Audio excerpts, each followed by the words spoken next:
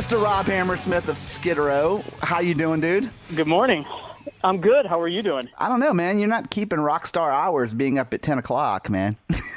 Dude, I've been up since 6:15. I don't want to shatter the illusion, but unfortunately, I'm turning into a farmer. I'm up at the crack of dawn, and that doesn't mean I'm accomplishing grand things with my time. It just means I'm not sleeping. Yeah, I kind of feel like whatever schedule I keep for the year 2020, it just doesn't count. So, I'll start fresh next year. Yeah, none of this counts, actually, dude. This is all just like a big dress rehearsal. Yeah, it seems like it. So, what has been going on with you since the whole COVID thing? So, Skid Row had some shows going on earlier in the year, and then things kind of started to crumble a little bit with the announcement of COVID, and then you guys needed to get the ZP back home. Before it got crazy. That's right, yeah. And then all of a sudden, you're just stagnant. So, like, how did that all unfold for you? And, was it just like a weird, whirlwind kind of thing? It's yes to both sides of that. It was strange. I remember the dates. We were out playing March 13th and 14th, and if you remember, going back to mid-March, that was when things kind of really started to get weird here in the U.S. And we had all been watching the news reports, and we had all been paying attention to the story, but it still seemed like something that was over here. It was more mainland Europe, and it was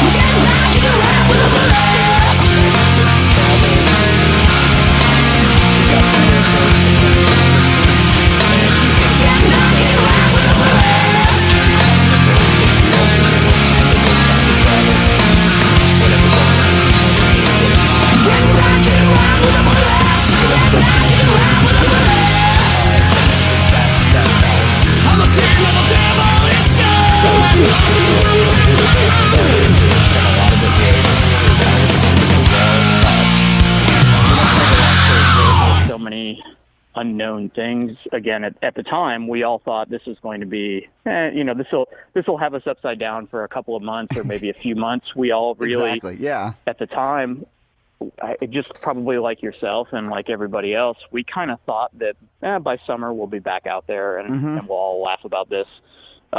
And here we are in late October, and nobody's laughing yet. So, or we're all laughing, just like it's like, or we're all laughing, just like very kind of insanely, like I can't believe this is happening. It's definitely an awkward laughter, is it not? It's like everybody else. I think we were just trying to kind of make sense of it all, and nobody knows, nobody knew at the time what the right thing to do. That we were just kind of trying to figure it out. And you want to be optimistic. You want to be hopeful. You want to think that we've got this under control. And in a couple of months, we all thought we'd be back out on the road playing shows by summer. Right. And obviously that's just not the case. So you guys had like a big tour actually going on for the summer. It was like you guys and Rat and Tom Kiefer and was someone else on the bill? And Slaughter. Yeah, Slaughter was on the bill with us as well. Yeah. So we had it was going to be a very nice a summer package. It was going to be a nice little run. There were actually 2 legs of that tour scheduled, if I remember correctly, and I could have these numbers wrong. I think it was approximately 35 to 40 dates with that package. And then obviously we had our own schedule bouncing back and forth between Europe for some festival dates and some gigs on our own. So we had a really busy summer on the books, and everybody was looking forward to it. And obviously that all evaporated as this whole thing unfolded. So. I mean, that was one of those tours that, you know, I mean, call it nostalgia, call it whatever you want, you know, but, you know, it's, you know, like, I mean, I've seen Skid Row, and I've seen Tom Kiefer, and I've seen Rat, all within, you know, the last decade or so. And all you guys are playing great shows still, like putting on great performances. The quality of the shows is good. And, you know, so I was really excited to kind of see a tour that not only kind of boasted a nostalgic value to it, but that also kind of brought along like we might be nostalgic, but we can still fucking do it. Do you know what I mean? Well, thank you for saying that. I feel that way about that particular lineup and about that situation. Obviously, anything I say sounds biased, but it's nice to hear other people say that. And I'll tell you what, the next time Slaughter's in town, I'm going to take you, and it's on me because they're a great live band. I love those guys. I love them. So I'll as long as Mark Slaughter is not bigger than me, like, I'd be game for it, man. You know. You know what? They're fun. We enjoy playing with those guys, and it would have been a fun summer, but you know what? That's just it wasn't in the cards for us. So. Well, so being the fact that none of the bands are necessarily, I mean, because these days, like, you know, bands like you guys, like Skid Row, Kiefer, whatever, you know, Slaughter, everybody, like all these bands. It seems like a lot of bands in general don't really tour on album cycles much anymore. It's more about just getting out and doing like these kind of like fun runs of sorts, you know? I mean, I've laughed about this with people when I talk about it. You're exactly right. It's less about album cycles, and although when you mention these particular bands, a lot of these bands and ourselves included, we're still active making new music. You're exactly right. It's less about album cycles, and the tours have become less about being a commercial to drive record sales, and it's kind of become the inverse of that. So it's kind of like new music is something, number one, we do it selfishly because we're artists and we just love doing it. So it makes us happy, and we're realistic about our role in the whole big machine these days. We understand exactly how we're perceived in the general public's eye. I know a lot of people view us as either a classic rock band or a heritage act, and there's a number of different terms that you can use for that. And honestly, none of them seem like a derogatory term. To be able to be a part of something that's lasted long enough to be put in that category is awesome. At the end of the day, we are artists and we're musicians, and we love being creative. And even if making new music is for social media and for the digital age and to stay connected with fans in an online world, and the shows are kind of, it's a way to stay engaged and drive attention to your tour dates and things like that. So it's kind of the opposite of what it was, say, I don't know, I hate to say this, but 30 or 40 years ago. It's definitely become the inverse of what it used to be. No, it's totally true, because I feel like, being in my, God, it's so crazy. Like you said, being in my late 40s now, like I'm past my mid 40s. I'm in my late 40s, but like, it's official, right? We're there. Dude, we're there. Dude, we are there, and I'm feeling every fucking year of it, dude. Like, But like I said, like you were saying, you hit something on the head that I loved, is that, I had talked to Tom Kiefer a couple of years ago, and one of the things we were talking about was putting out new music, and he had said, he said, I don't see anything wrong with bands who go out and tour behind their legacy of music or whatever, because that's their thing. He said, but he was like, as an artist, he was like, I have to make new music. He goes, that's just what I do. And so I love that, and and sometimes with varying degrees of success, bands do this, but like, like Skid Row, I've seen do it. I mean, the new material you guys put out, the EPs were just fucking great, and like Kiefer's albums were fantastic, and I mean, God, I mean, who else is, there's a lot of nostalgic acts out there who are do just that, nostalgia, but then there's bands like you said who are still putting out new music, but then going out on the road because it's fun, not going out because the label's going, you need to sell 500,000 copies, Well, that's exactly it. Yeah, it's become again, in my perception, the focus is just, I guess the motivation for doing those things has changed, and that's not necessarily a bad thing. And I know plenty of artists and bands who are out there, and they're content to go out and play the back catalog and play however many shows a year they're comfortable doing, and maybe they're not interested in making new music, or maybe I know a lot of musicians that I talk to and have relationships with, they're interested in making new music, but maybe not in the context of their band per se. They might work outside of that and do things on their own, or maybe session work or things like that. So I think at the end of the day, like what you're saying and what you mentioned that Tom Kiefer said, it's kind of part of what we do. And I think everybody needs a creative outlet, whether you're rearranging furniture or whether you're making music. I don't think people realize that we're all kind of creative by nature. We all have that little compartment in our brain, and it shows up in different ways. But for us, it's making music, and we enjoy doing that. So we might as well do it while we can. Dude, so you are like officially the longest running new member of Skid Row. That's true. Yeah, talking about getting older. Yeah, that's officially true. Yeah. I mean, so because you've been in the band now 12 years, 14. Not quite. My first gig 10, with maybe, Skid Row was in April of 2010. Correct. Okay. Yeah. So I'm just over 10 years. Okay. Yeah. Yeah. Again, this year kind of seems like it doesn't count, but it does mathematically. We're still working behind the scenes and doing things. So it's been just over 10 years that I've been with the guys. This is something that I always find interesting, because I even, you've probably, being a drummer, you've probably always heard the running joke with Neil Peart and Rush is that he was always the new guy. Even though he was in the band like 3 times longer than the original drummer, he was he was the new guy, and so like, you are now pretty much in that same area almost. I mean, you're pretty much doubling up on the amount of time that former drummer Rob Affuso was in the band.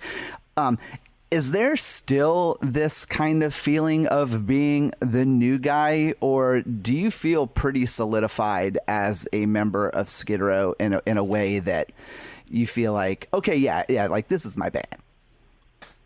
You know what? I feel both of those things, but I feel like I know what it's like to be in my shoes, and the old saying, and it's a cliche now, but until you've walked a mile in somebody's shoes, you know what, I'm with these guys, and I'm in the van with them, or I'm on the bus with them, or I'm on a plane with them, and I definitely feel like I'm a part of the organization, and I feel like we all 5 of us have a great relationship with each other, and that extends to the crew that we have with us as well. We have a really close-knit group of guys that have become a family, and that's not lost on me. I'm very, very much aware of how lucky I am in that sense, and I feel very welcome. And it's a family like any other family. Being in a band is in a lot of ways like a marriage, and we have days where we all get on each other's nerves and we need to get each other some space, or maybe you're fighting for a particular idea about something, and maybe you're passionate about this particular cause, and you don't choose every battle, but some days you decide, nope, this one's worth it to me. I'm gonna take this one on, and like any other relationship, we have those days, but at the end of the day, it's very much like a family, and that means a lot to me. I definitely feel like 10 years in, it's my gig. I feel like I put in my time, and I also, on the flip side of that, I understand my role in the machine. I understand that this band has accomplished great things without me, amazing things without me. They've made amazing music without me.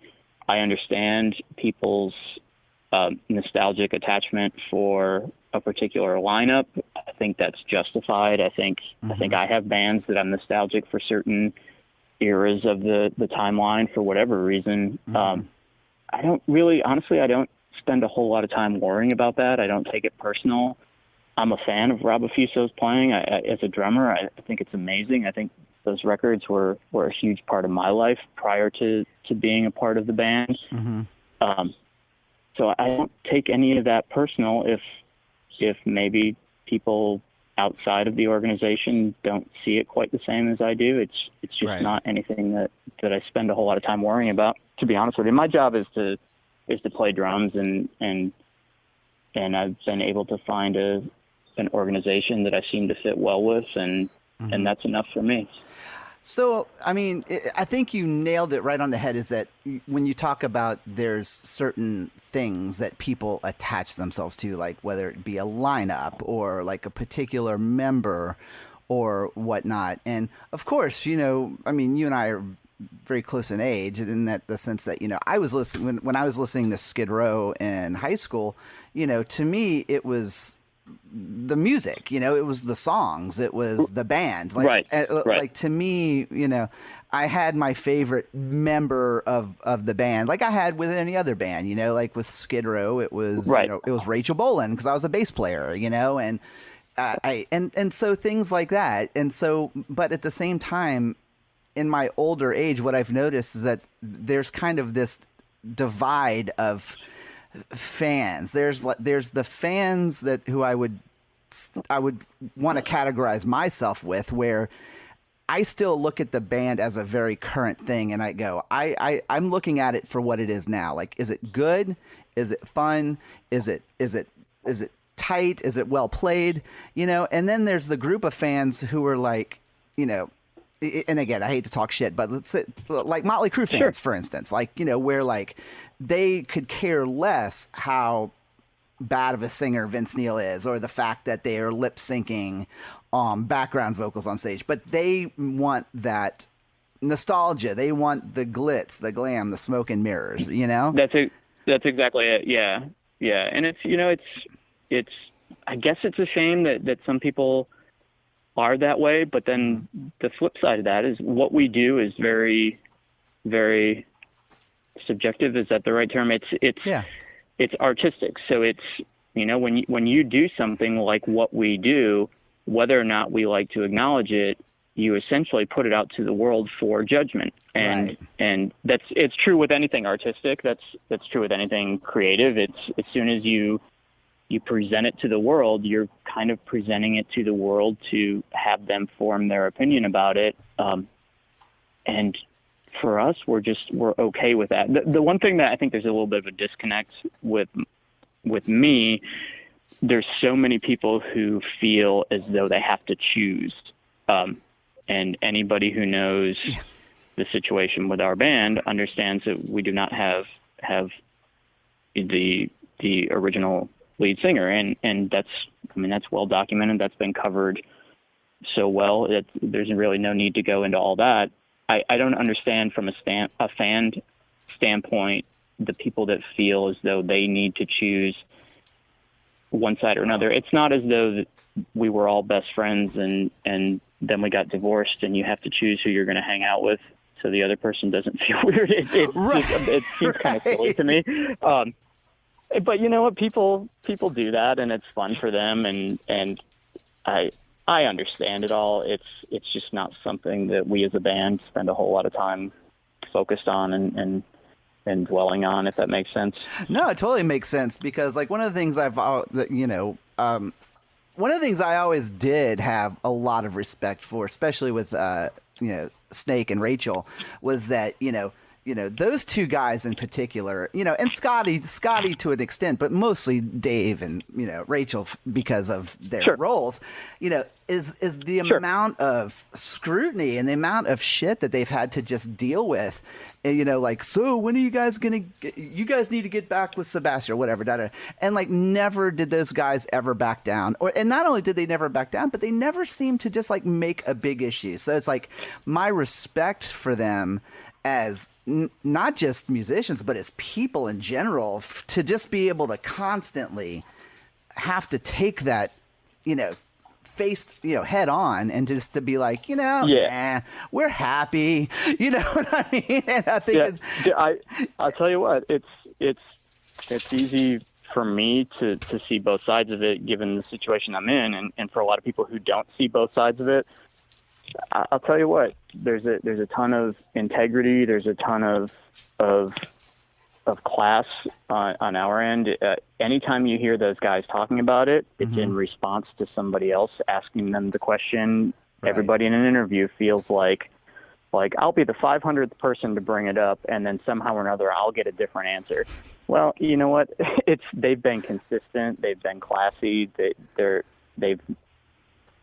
just have been honest, and again, they've been consistent, and it's easy to be consistent when it's coming from a genuine place. We just want to go out and play music and have fun and be happy. And there's the business side to it.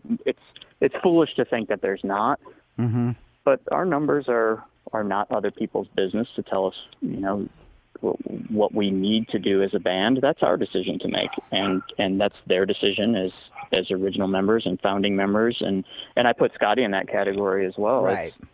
It's they've just made a decision what they want the future to look like, and again, if you hear them talking about it, it's in response to somebody else bringing them up and essentially forcing them to talk about it. It's not something that we really, again, we just don't spend a whole lot of time dwelling on it. So, and that's funny because kind of go back to the whole, kind of being the new guy coming in on the heels of a couple of drummers actually after Rob Affuso left.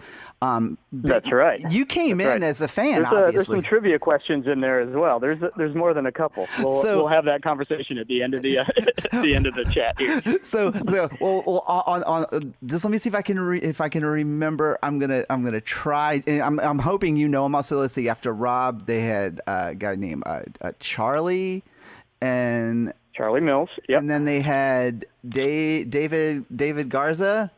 Dave Guerra. Dave Guerra. He was from Atlanta. Yeah. And then that's right. Yeah. And then Phil Varone.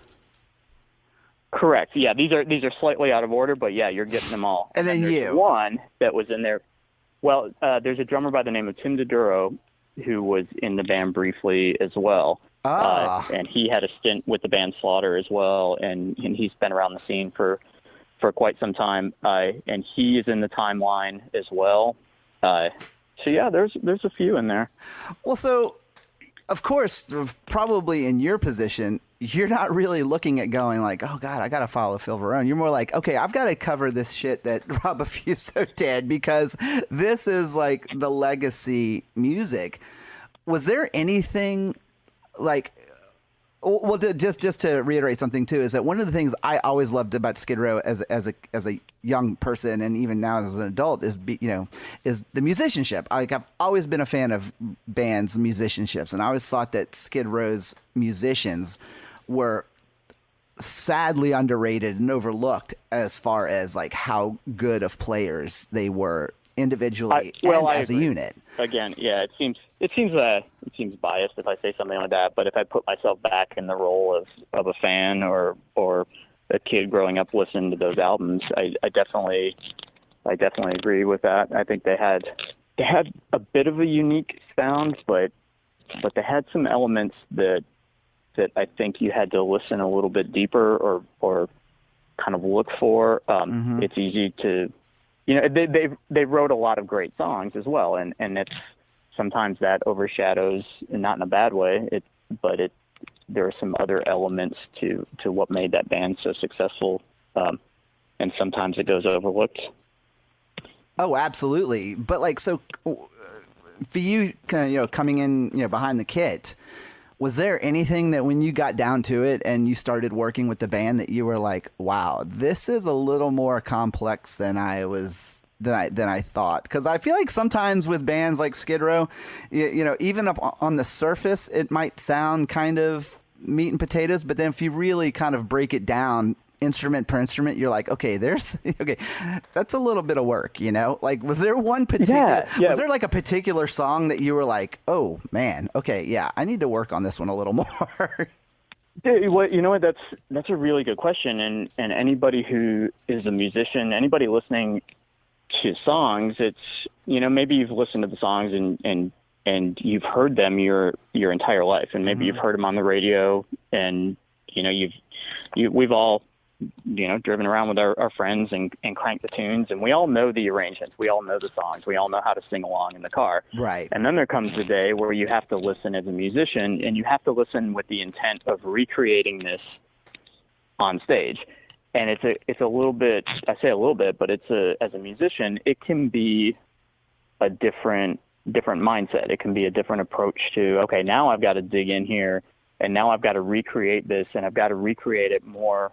I've got to recreate it for more than my buddy sitting next to me in the car screaming as well. It's just, there's a different depth to how you have to approach it. And I'm not going to lie, there's some great drumming on those records, and it was a bit of a stretch in certain areas to really sit down and feel like I'm playing that song the way I think people. I feel like there's a lot of stuff going on in those songs that people would be disappointed, or they would notice if it wasn't there. And I think about, I have a really good friend whose name is Rob Mount, and he's a fantastic drummer, and him and I have become friends, and he's actually been helping me out this year, teaching me some lessons online, and he's just been a really good source of advice and inspiration, and I really enjoy his playing as well. But he's been with Lou Gramm in Lou Gramm's solo band for a number of years. So he's kind of dealing with the same thing. You have this massively popular catalog of music, and there are just certain elements to that catalog of music that your job is kind of to take people back to those memories they have of these songs. And when people leave the show, they want to, and that they remember, and that's my approach to it. But at the same time, I'm a different player. I'm a different person. It's, I might perceive things one way. I might voice things slightly different. So I really did have to dig in with a few things. And to be quite honest with you, 10 years in, there's still room for improvement. I see things here and there. I'll watch something on YouTube and yeah, it's good, but it's, it could always be better in my opinion. And I'm aware of that. And I say all that as a credit to the original recordings as well. Those songs to me are so much bigger than any personal statement I'm going to make. There's room for that in new music, and there's definitely room for that, but it's not on songs that those songs are a lot more than me. That's my job, is to recreate those songs and those elements. But it can be a challenge for sure. Yeah, because I mean, like one song that really sticks out in my mind more than just about any Skid Row song is "Monkey Business," because that song, first off, being like one of the baddest fucking songs around in hard rock. It's great. Yeah, that song has so many varying dynamics to it. Like there's like zero room for complacency in a song like that. Like, so it's like, you really have to have that feel and that ability to kind of, go with those dynamics and those little nuances here and there. And so, like, how much of that, because of course, like, and I don't know how much of it is because I'm a musician myself, though, but like, I can pretty much sing the drum parts to Monkey Business in my head, because I'm there's right, so much course. ear candy throughout especially in that little breakdown, like, Is that something that gave you, or where you felt like you had a little room to kind of wiggle and say, okay, this is where I can kind of find my own groove and do my own thing within this kind of dynamic, or is that something that you felt like you had to approach like, okay, I need to nail it like he does? Well, my goal, the target that I set for myself, that particular song, if we're talking about that particular song, mm-hmm. my target was always to try to get as close to what I thought he was doing. And I had, at the time, going back, you scour YouTube and you're talking about songs that were massively popular before everybody was walking around with an iPhone and filming every single gig that they did. And there was no drum cam. That's exactly it. And a lot of the footage that you find is, in all honesty, it's not great audio, or it's a bit difficult to really see what's happening. Mm-hmm. That said, there's plenty of footage out there. My target was to try to get it as close as possible, but as close as possible, just with the understanding that I'm a different person. I'm never going to be a better Rob Affiso than he is. It's always subjective to sometimes you just have a slightly different feel to it or a slightly different approach. Mm-hmm. And I think I found with that particular song, it took me some time, and it really took me kind of paying attention and digging in a little bit.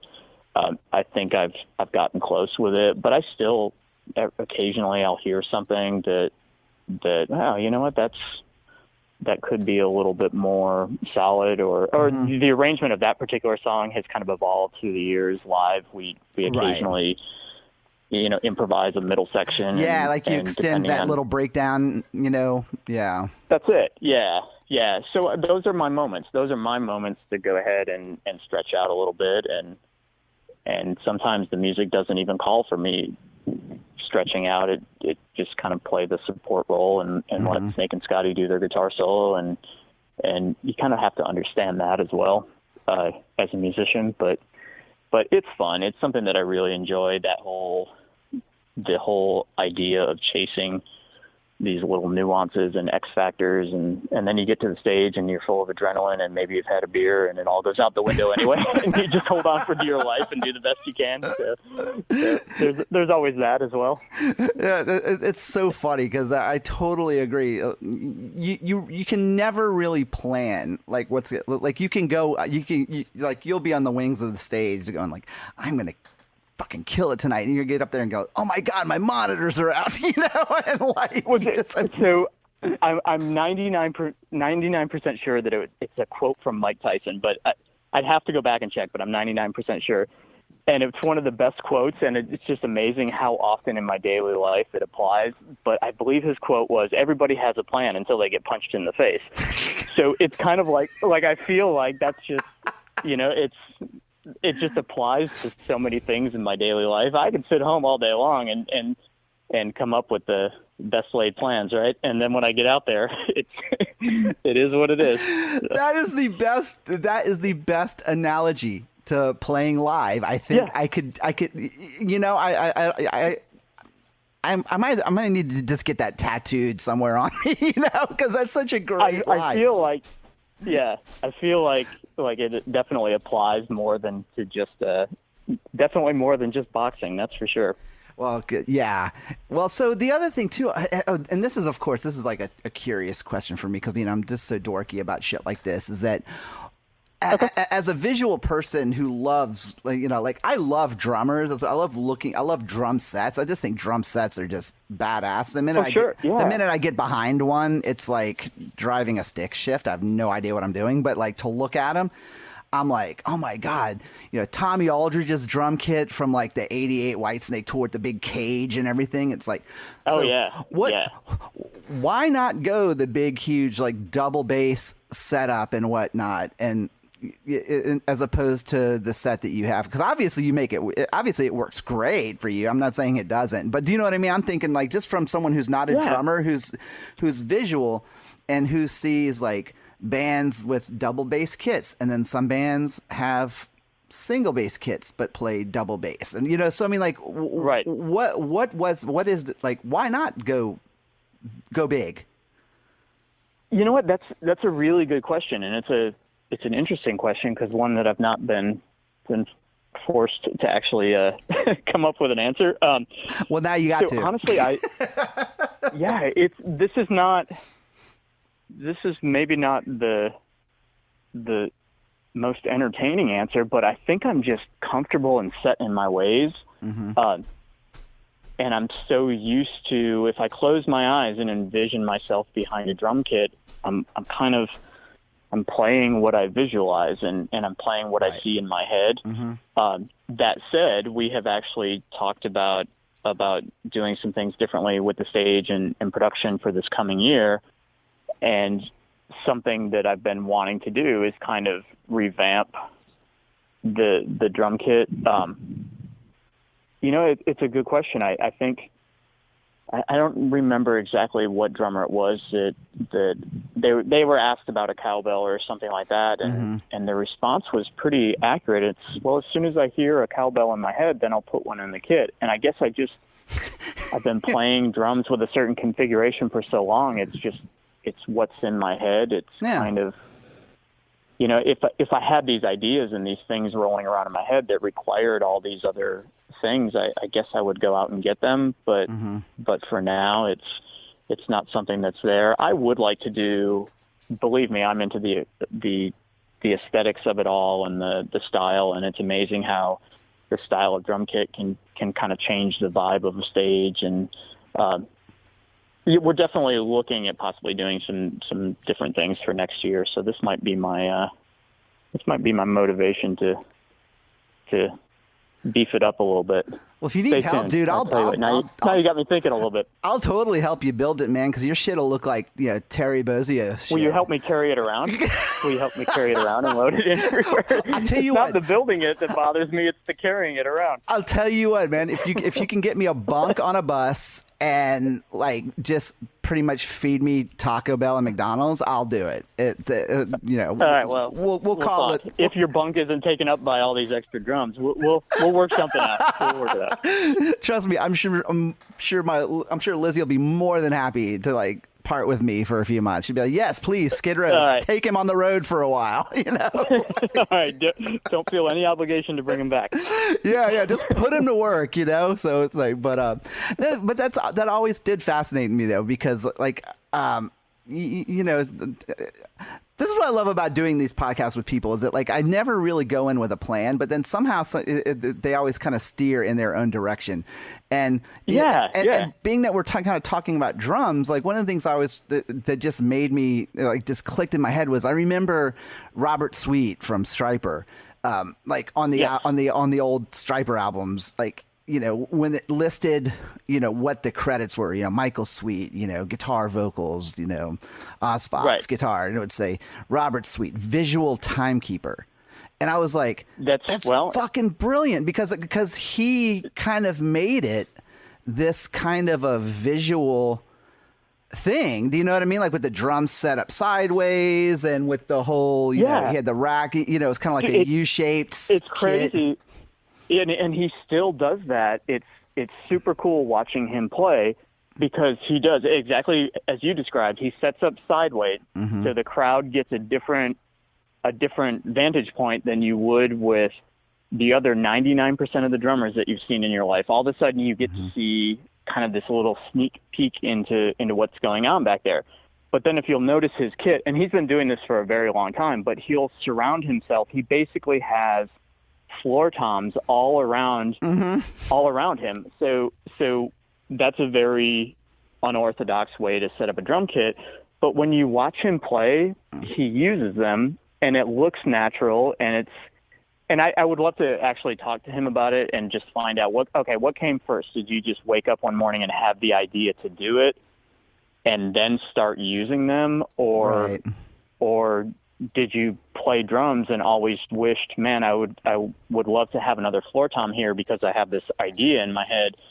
And I'm always kind of curious if it came about as a visual thing first and then became part of his playing, or if it was if it was always there and he just got that other 3 or 4 floor toms or however many he has, and and I need these because that's what I'm hearing in my head. That's what my body and my brain want to do.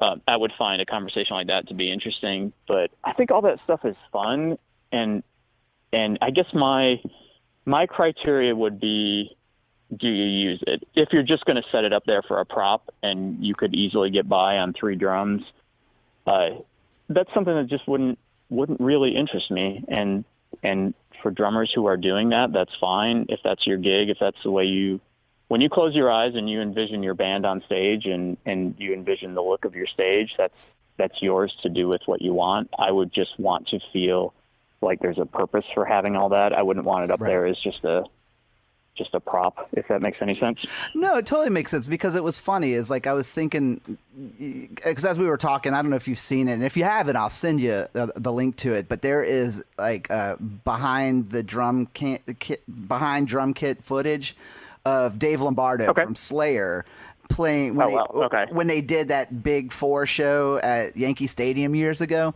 And it was him playing War Ensemble, and the guy's got like, I'm trying to remember what he has. Like he had 2 bass drums, 2 mounted toms, I think, 2 floor toms, maybe at 3 or whatever. And I'm watching this guy play, and he used every fucking inch of every drum. You know what I mean? He uses it, yeah. But then at the same time, the way his well, yeah, and like I said, like not to knock him or anything, but then at the same time, I'm like looking, and I'm, say like, I don't know, Bobby Blotzer, when he was in Rat, had the same number of drums, and I'm going, yeah, you probably could have got away with half that kit, but when you're playing in an arena, you know what I mean, and you're a hard rock or a metal band like that who's used to everything being larger than life, like it probably visually just looked. And I'm not saying he didn't use all those drums, but maybe he didn't need to have them all there at one time. Sure. You know what I mean? Yeah. There's really, I mean, I'm not here to say what's right or wrong when it comes to that approach. I just know how I view it. And if I'm not going to use it, it's until I hear it in my head or find myself playing drums and wishing, oh man, I wish this was here so I could do this little thing that I'm hearing in my head.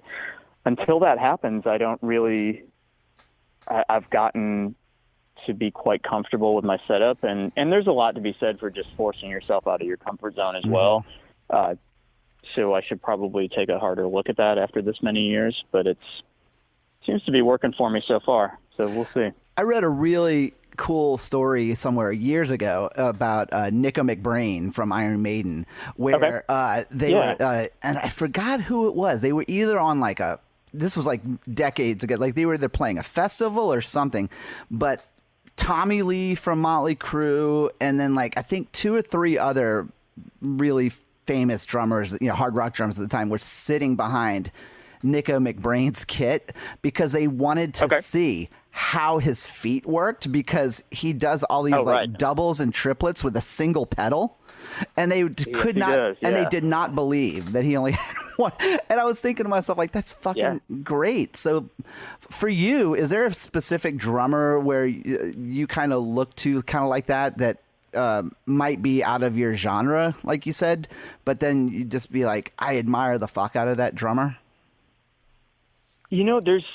There's so many drummers that I really, I have like any musician, I have my short list of favorites.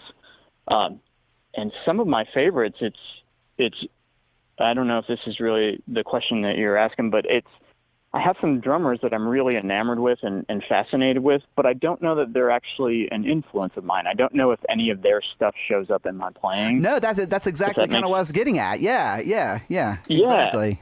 Yeah. So, and of course, now that I'm on the spot, I'll struggle to come up with an example. But so there's a newer band, and I say newer band, and they're younger. I would say within the last 8 years or so. There's a band called the 1975, and there's a young kid by the name George McDaniel who's their drummer, and I'm just kind of enamored with his style. It's a bit different than what I'm used to, and it's kind of, I say it's unorthodox, but it's also a style of music that I don't spend a whole lot of time playing or trying to cop that sound. So recently I've been kind of watching a bunch of live stuff and just trying to figure out, okay, where's this guy coming from? Because it sounds really cool. I like it.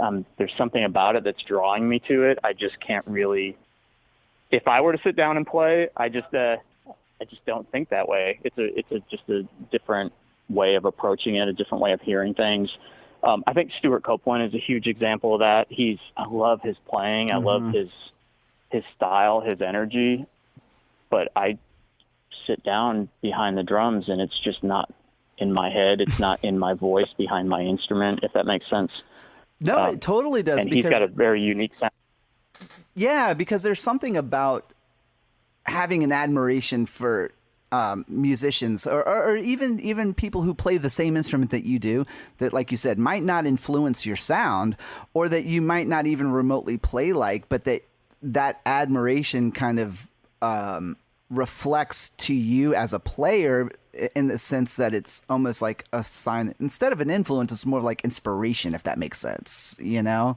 Oh, it absolutely does. Yeah. And you mentioned Nico McBrain. He's another one that he just has his own unique thing, and he just plays drums in a way that nobody else does. And obviously other people have emulated him, and there are some really good players out there that can pull it off, but Nico's always going to be the guy that came up with that style, and he sits down and plays drums, and you can tell 30 seconds into the song, well, that's Nico McBrain. And it's the same thing with Stuart Copeland. I think that's another good example. And I really do admire that. Somebody who comes up with a unique voice on their instrument I think it's getting harder and harder to do. I think as more time goes on, and I'd like to think that not everything has already been done, but it seems like at some point it's going to get harder and harder to come up with something that's truly unique. So I'm definitely inspired by that. I don't, I don't know if any of that will ever show up in my playing, but we'll see. I'd like to think so.